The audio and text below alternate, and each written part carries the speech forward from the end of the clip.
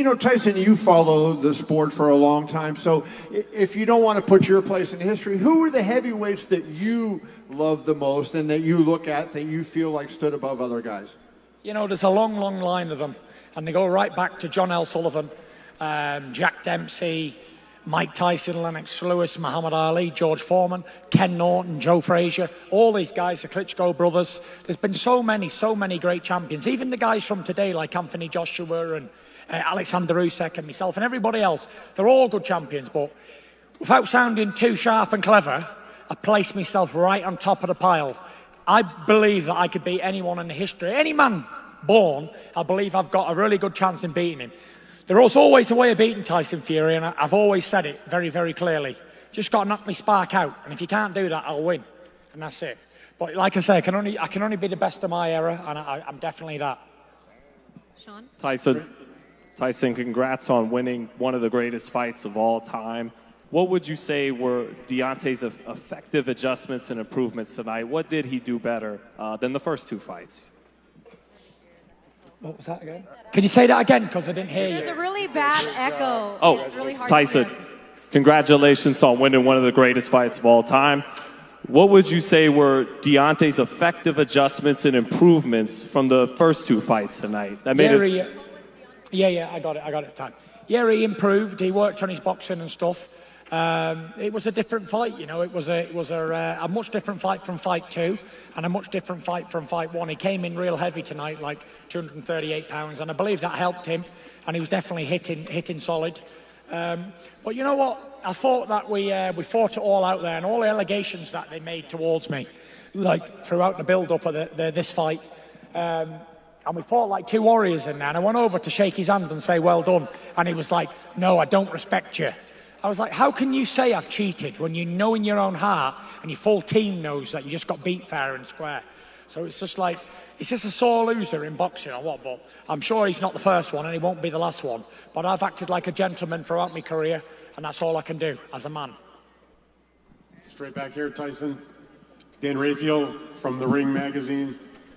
You mentioned a few moments ago, you had mentioned Alexander Usyk, and I just wondered, I know the fight just ended, the great fight, but do you have any thoughts or desires in the future to face him for the Undisputed Championship, to get those other belts? I know you're the lineal champion, but he seems like the guy that you might want to fight next, or Joshua if he wins the rematch. We'll see, you know. I've just earned a well-earned break from everything.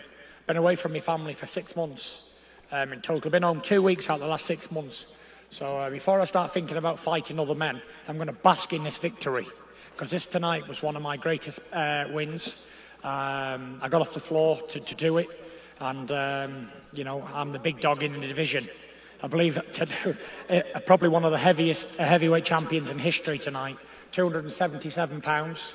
And you know, I was fit, I was strong in there, and I felt good. So yeah, we'll just see what today brings, and tomorrow as well. Fair enough. One other question for you, Tyson. Frank mentioned it earlier when he made his opening remarks. I wondered how, it was a great crowd here and a great enthusiasm, but give me your thoughts about not being able to have the British fans that are so raucous and supportive of their fighters in the building to support you.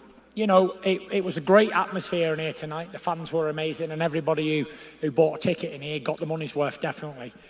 But you know, the British fans couldn't travel, and we saw the support that I had last time in Vegas. Vegas would have been full of Brits. We would sold this arena out 10 times if we'd have been allowed to travel.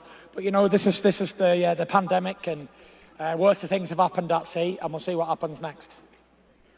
Mike Hoppinger, ESPN. Tyson, congrats on an amazing victory, and more importantly, maybe being in a great fight. And I'm wondering, I know you know your history as well as anyone for boxing. Does this mean a little more extra to you to be involved in such an amazing fight that people are going to talk about for years and years? Yeah, it was a great fight. You know, rarely do we see heavyweight trilogies. I believe the last one was Riddick Bowe and Evander Holyfield, and those fights didn't disappoint either. They were great fights.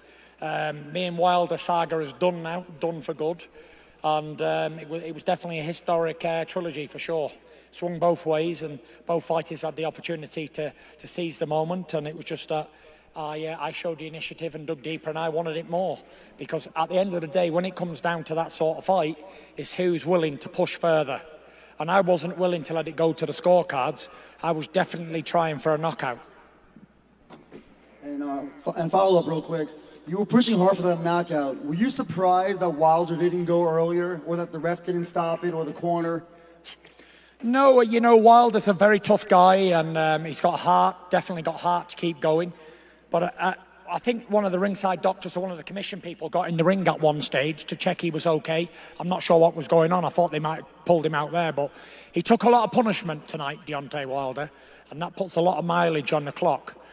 So did I. I took a lot of punishment as well. Had some good shots, and I got put over and got back up, and it was just a great fight all in all, you know. Like Sugar said, you got to take your hat off to Wilder's team and him as well. He put up a good fight, and that's what I'm here for. I wasn't here to blow someone over in one round. I travelled the world for so many years to find challenges, and he gave me a real worthy challenge tonight for sure. Tyson, Gareth Davis from The Telegraph. I just wanted to ask you, could there be any consideration that this could be the end of your career and that you could walk away retired as the top of the era? I can't really hear you there, Gareth. Tyson, are you considering, or could you consider retiring even at this point? Do you know what, Gareth? I'm going to go out and have a couple of drinks and relax. I'm not even thinking about boxing.